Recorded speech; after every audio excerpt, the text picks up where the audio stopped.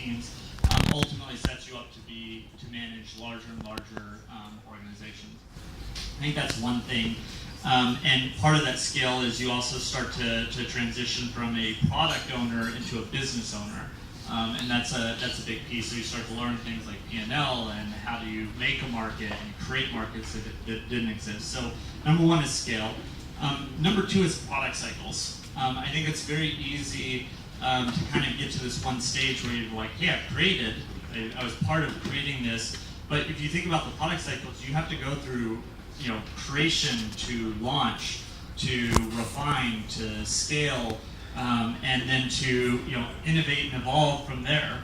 And each of those stages requires a very different set of skills that you lean on. Data of user data doesn't matter as much when you're still creating. You're sort of understanding and observing, but it matters a lot as you're refining and prioritizing. But if you actually want to go scale, it's a different thing. And so your skill set starts to shift, and how you move and motivate and scale teams becomes different. And you really can't learn all that stuff until you watch product cycles go through that full cycle. And probably the last one I didn't say was end of life.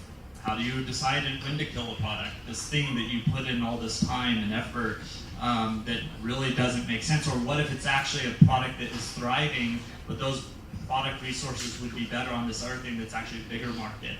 So you learn that as you go through product cycles. You have to just go through launching a number of things. And then the third thing is variety. I think, and what I mean by that is variety of products. Different products, a B2B product acts differently than an enterprise product.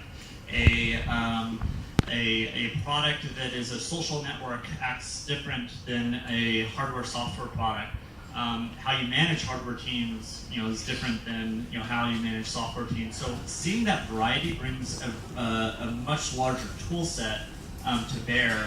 So you can then come to and say, all right, now I can actually look across the portfolio. This is the right tool to use for this situation, and this is the right team to bring to bear for that. Okay, so first we got scale, right? To understand what a product in a small company for a few users, how this will be different from a bigger company with not only more users, but many types of users as well.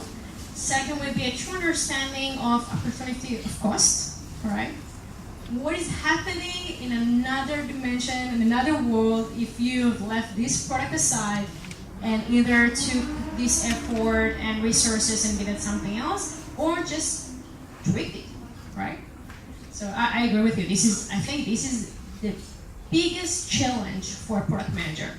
The true understanding of opportunity cost, what is happening in another world when you spend this hour on something else.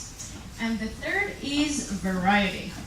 Very interesting. So I think it all goes to build stuff, work not as hard as you can, but build true meaningful products that you can actually learn things, new things from each. Be exposed to other domains, other fields, different geographies as well. Good points. Thank you very much. So thank you, Travis. Now we got to